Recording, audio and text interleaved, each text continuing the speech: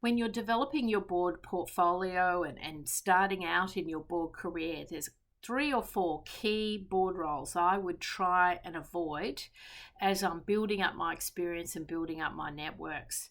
First and foremost, I would avoid really small fringe organisations, particularly in the not-for-profit sector, that are, say, sub 1 or 2 million turnover.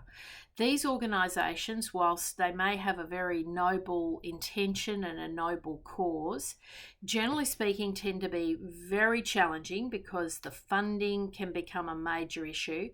The boards tend to be quite small, made up of volunteers, and often you don't get the level of commitment that you might need, and you often don't get the experience around the table that you might need to chart that organisation forward in terms of how to secure new revenues, grants, funding, to go forward. And often you see a real disproportionate amount of work coming in on 1 or 2 key players on the board.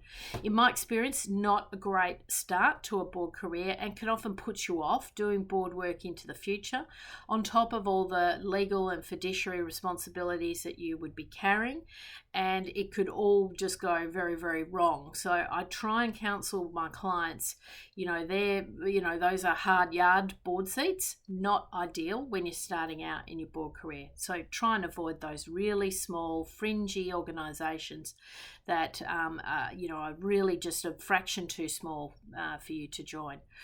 Second key issue would be a board where there's been a lot of turnover.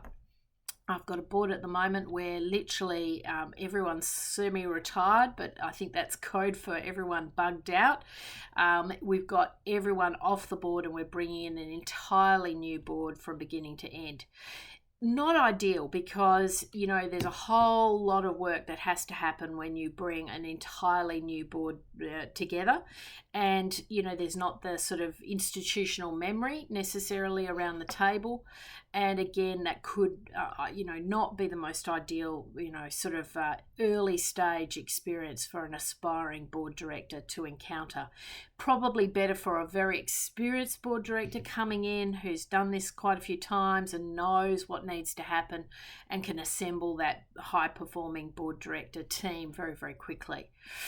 And then thirdly, the type of role I would avoid is a role that's too big, too complex, a little bit out of your depth, dealing with really challenging issues, whether that be the business is maybe going through an insolvency event or a business turnaround event. Whilst it all might sound really exciting, not ideal for an aspiring board director. These are the types of roles that I really do counsel only our most experienced board directors go into, and they go into it eyes wide open. So they're the 3 board seats I would try and avoid. Really small, tiny organisations with very small boards with not a lot of experience around the table.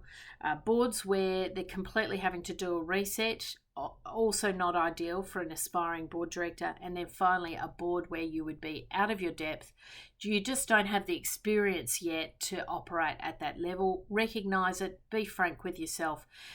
In the long term, it will be very beneficial to your board career because those first few board seats have to be successful and lead on to other good board director experiences. So you don't want to trip up in the early days by taking a bad board seat that really wouldn't serve you well.